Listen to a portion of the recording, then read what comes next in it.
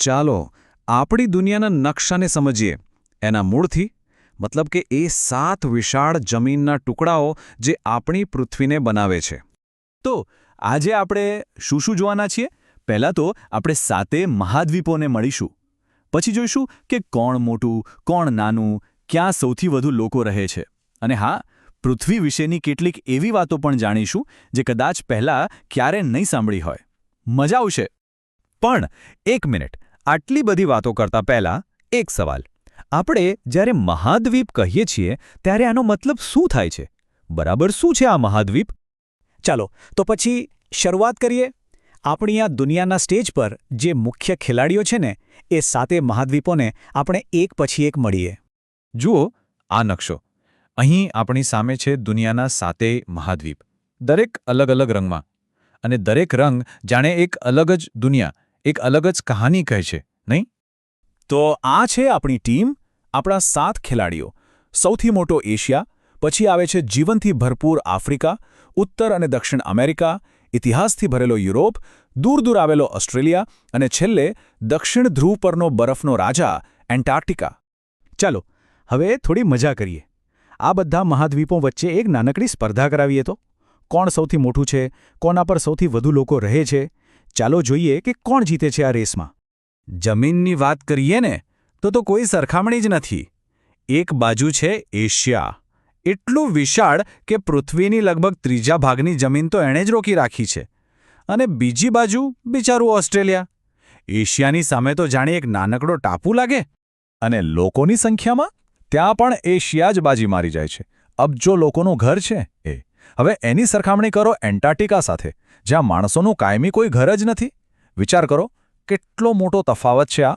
હવે વારો છે દેશોની ગણતરીનો. આફ્રિકામાં જુઓ, પૂરા 54 દેશો છે. મતલબ કે કેટલી બધી અલગ અલગ સંસ્કૃતિઓ, ભાષાઓ, બધું એક જ જગ્યાએ. અને પછી આવે છે એન્ટાર્કટિકા, જ્યાં એક પણ દેશ નથી. 0. ખરેખર અદ્ભુત છે આ. સારું, અત્યાર સુધી તો આપણે સૌથી મોટું અને સૌથી નાનું જોયું. પણ હવે થોડા આંકડાઓની દુનિયામાં જઈએ. ચાલો જોઈએ કે આ મહાદ્વીપો પાછળના નંબર્સ શું કહે છે.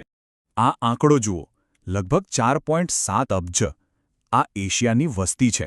અને બીજી રીતે સમજીએ તો દુનિયામાં દર 10 વ્યક્તિઓમાંથી 6 તો એશિયામાં જ રહે છે. વિશ્વાસ જ ન થાય, નહીં? અને આ જુઓ 54. આ કોઈ નાનો આંકડો નથી. આ આફ્રિકામાં આવેલા દેશોની સંખ્યા છે. આ એક જ આંકડો બતાવે છે કે આ મહાદ્વીપ સાંસ્કૃતિક અને રાજકીય રીતે કેટલો સમૃદ્ધ અને વૈવિધ્યસભર છે. તો આ રહ્યું આખું સ્કોરકાર્ડ. અહીં આપણે બધા મહાદ્વીપોને એક સાથે સરખાવી શકીએ છીએ. દેશો, વસ્તી, વિસ્તાર, બધું જ.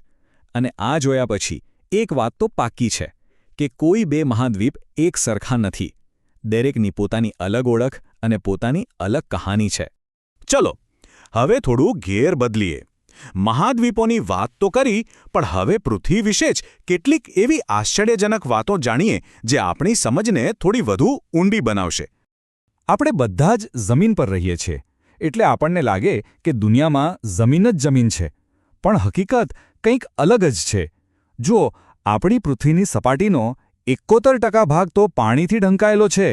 માત્ર 29% જ જમીન છે. એટલે જ તો એને વાદળી ગ્રહ કહે છે. હવે સમજાયું? અને હવે એક મજાની વાત. આપણે યુરોપ અને એશિયાને 2 અલગ મહાદ્વીપ ગણીએ છીએ, બરાબર? પણ ભૌગોલિક રીતે જુઓ તો એ બંને એક જ વિશાળ જમીનના ટુકડા પર છે. આ આખા ટુકડાને યુરેશિયા કહેવાય છે. આ વિચાર આપણા 7 મહાદ્વીપવાળા આઈડિયાને થોડો પડકારે છે, નહીં? તો આટલી બધી વાતો પછી આપણે શું શીખ્યા?